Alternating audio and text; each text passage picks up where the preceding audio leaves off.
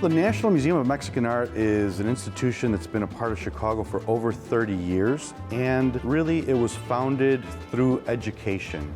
Educators from the Chicago public school system saw that there was something missing in the curriculum and decided to take it upon themselves to add that for the large growing Mexican community in the Chicagoland area. The Mexican community that was here embraced the museum because there was such a thirst for Mexican culture at that time.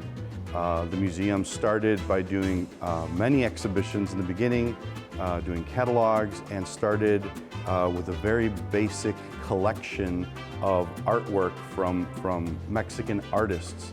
Now the museum has over 80,000 objects in its collection, from ancient Mexico and Mesoamerica to colonial popular art or folk art, and of course a lot of works by artists on this side of the border. In other words, Mexican-American or Chicano artists. We define our culture as cultura sin fronteras, which means it's a culture without borders. Political borders have no restraints on culture. Wherever the community gathers, their culture follows. And then the other thing that we always consider is that we are a first voice institution. In other words, nobody can tell your story as well as you can. So although many of our artists should be in various collections and museums across the country, we feel that our exhibitions really do have a unique way of presenting our culture because it's in a first voice setting. I think all of our exhibitions really illustrate the depth of the Mexican culture and history, as well as an understanding that we are a very, very multicultural and diverse community. Many times people think that we're sort of a monolithic group or monolithic culture, and that's far from the truth. We have African presence, we have a lot of indigenous aspects in our culture.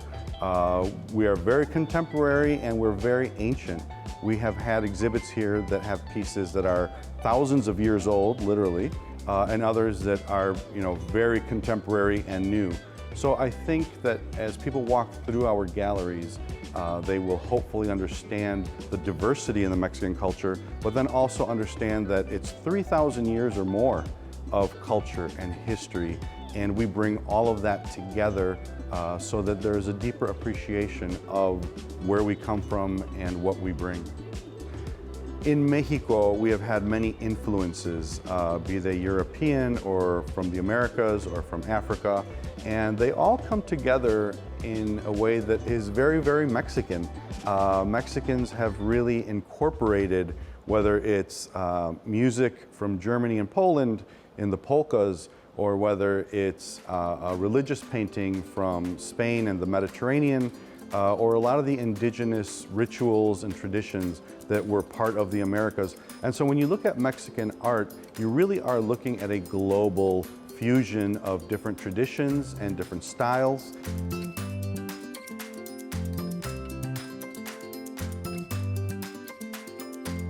Part of our mission is to remain free and open. So we are one of the only museums who is still free, and I think it's important that we remain free because I've seen many times teenagers walk through the exhibitions in the summertime when they're off school, and I think if there was a charge, they wouldn't come in. I've also seen large families walk through our galleries who, again, if there was a charge, maybe they would not necessarily come into the museum. And so art and culture and all these beautiful things that we present are almost always free to the public, and I think that there's no reason to not come through our museum and then afterwards go have a great meal somewhere in the Pilsen neighborhood in Chicago. I think all of us want our visitors to walk away with a better understanding of the arts, of the Mexican culture, but also of themselves. Art really has a way of letting you stand in somebody else's shoes for a moment and look at the world through their eyes. And I think that when you do that, we realize how much we do have in common. So we do want our visitors to understand the Mexican culture and history and community much better, but also as it relates to them and their life. Otherwise, you're just kind of being a voyeur.